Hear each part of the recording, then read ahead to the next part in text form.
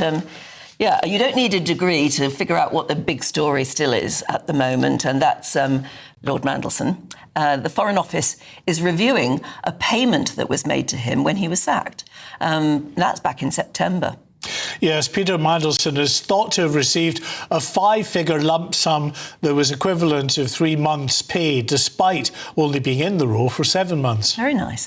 The fallout from the Epstein files across Westminster is showing no signs of abating, with reports that the Prime Minister's Chief of Staff, he's the one you'll have heard of his name so many times now, Morgan McSweeney, well, they say he's on the cusp of quitting himself.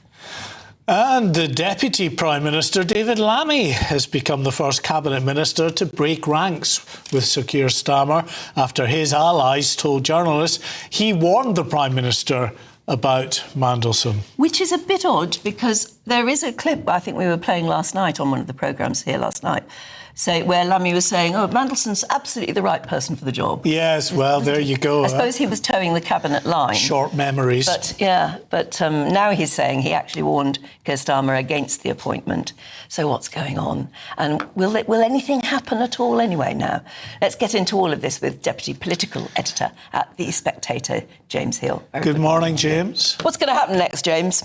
Well, I think there's going to be lots of calls for Mr Mandelson to give up this vast sum of money, I suspect. Look, the Tories were very much pushing for the release of this figure. The Sunday Times have come out with a sum. That's what they say is accurate. And I think the next thing will be for lots of pressure both within the Labour Party and outside it for him to return this sum, given all the sort of stuff that has come out since about his connections with Epstein. Yeah. Just want to play you that clip, actually. We've managed to find it, of David Lammy, who wasn't exactly saying he's the wrong man for the job then. Just have a look. Peter Mandelson is a man of considerable expertise. He's the right man for this moment to be our ambassador. Well, he's the right man to be the ambassador, and now he's saying he was actually warning Keir Starmer against the appointment. So doesn't this payment, though, it smacks of the cushy nature of the civil service? Because if you were in any other job, in any other industry, if you'd been sacked, you wouldn't be getting 3 months' salary. Yes, if you're made redundant, but not if you're sacked. Yeah, absolutely. And I think that there's too much proceduralism around all of this. Clearly, given the circumstances, one step back, one step removed, you can clearly see that he did not deserve this sum, that it was inappropriate. And I think that now the pressure will, of course, be on Mandelson himself to say he'd waive the sum and actually have that sense of public duty and public spirit that he doesn't need the money, and it's completely inaccurate and wrongful for the civil service to have signed this off. It's very weird, isn't it? And David Lammy is now the second Deputy Prime Minister to actually say, I warned Keir Starmer, isn't it? So they're beginning, I mean, and David Lammy being the current, in the Cabinet, it's quite a big deal when somebody in Cabinet actually tells Keir Starmer off. Absolutely, and I think that does show that it is a bit sort of rats all in a sack together, all turning on one another. And I think the problem is the Prime Minister's authority has largely gone, and we're now waiting to see whether he can be forced out of something, whether it'll be after May or before May.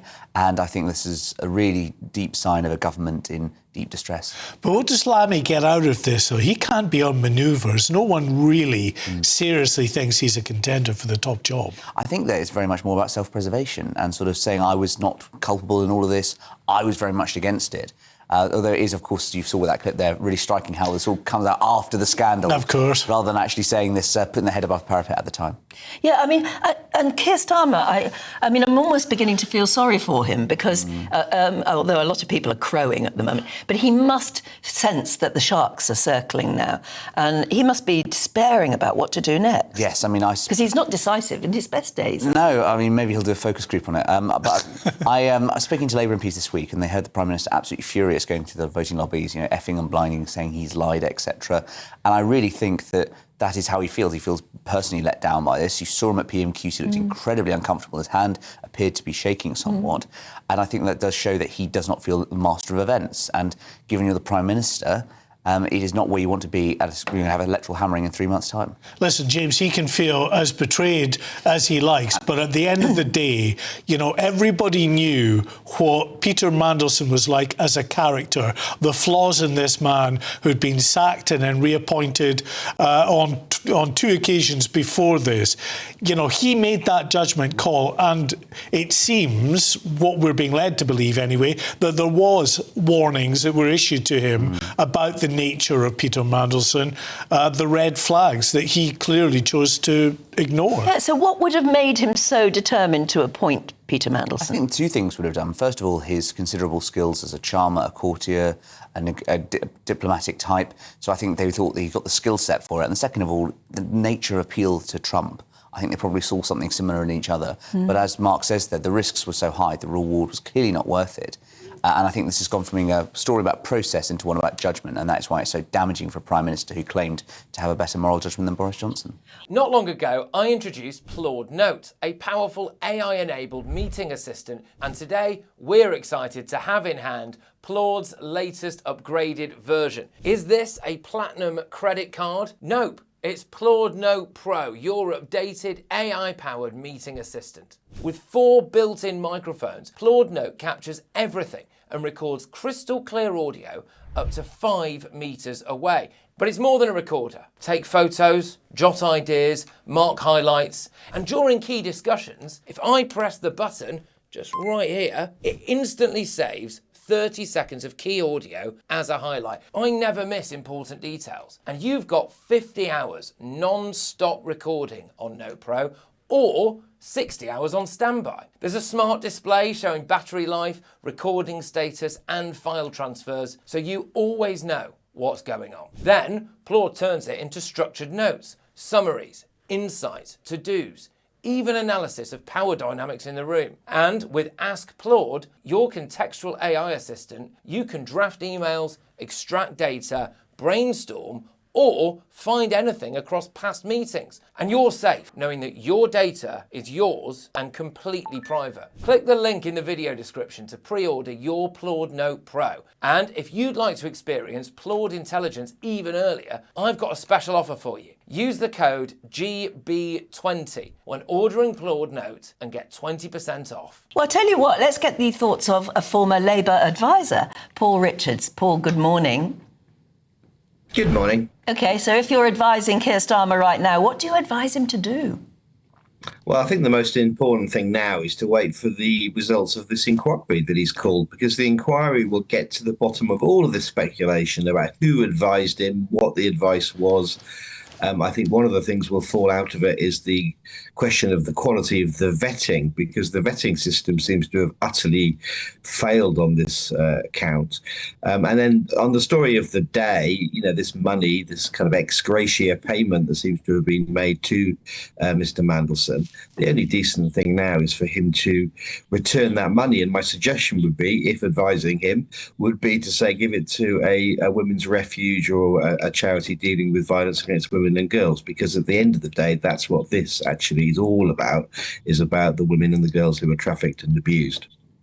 Paul, are you confident, though, that we are going to get those questions answered with regard to the vettings and the potential warnings? We've heard about the concerns that the police have about their ongoing investigation, also the sensitivities of the relationship with the US. Could this be quietly sort of just buried? I think it would be impossible to do that, to be honest, given the clamour, given the attention, given the amount of forensic scrutiny that this is going to come under. I can't see a situation where it's a whitewash, because I think there's just too many big questions that need answering.